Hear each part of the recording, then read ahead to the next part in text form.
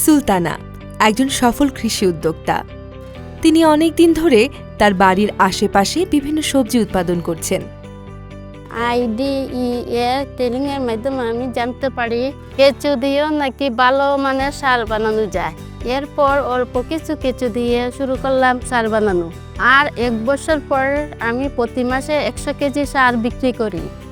সুলতানার নিজস্ব কিছু গরুর গোবর সহ এলাকার বিভিন্ন খামার থেকে গরুর গোবর সংগ্রহ করে কেঁচোগুলোকে খাদ্য হিসেবে দেন।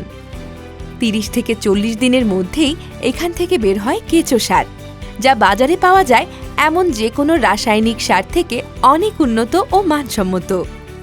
তিনি ভার্মি সারের কাজ শুরু করার আগেই তার এলাকায় বিভিন্ন খামারিদের সাথে পরামর্শ করেন। অনেকেই জৈব সার নিয়ে আগ্রহী ছিলেন, তাই তার প্রথম সারগুলো দিয়ে তিনি তার নিজের বাগানেই পরীক্ষা করেন। যখন আমি ভালো ফল পাই তখন বাকিরাও আমার কাছ থেকে সার নিতে চায়, আর আস্তে আস্তে চাহিদা অনেক বাড়তে থাকে। অনেকে এখন তার থেকে কেঁচোও কিনে নিয়ে যায়।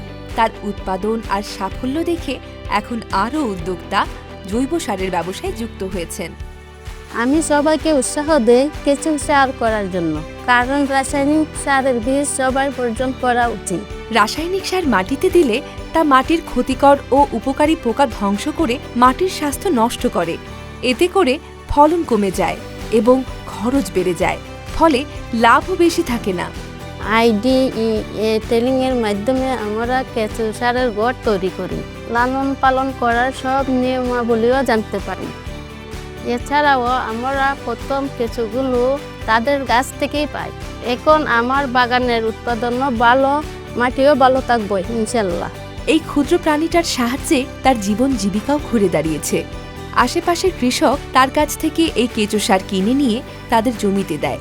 এতে পুরো এলাকার মাটির স্বাস্থ্য আস্তে আস্তে আরও ভালো হবে, কৃষকেরাও লাভবান হবে। আমি এই সারের ব্যবসা আরও বাড়াতে চাই, একজন কেঁচো সার উদ্যোক্তা হিসাবে আরও প্রতিষ্ঠিত হতে চাই।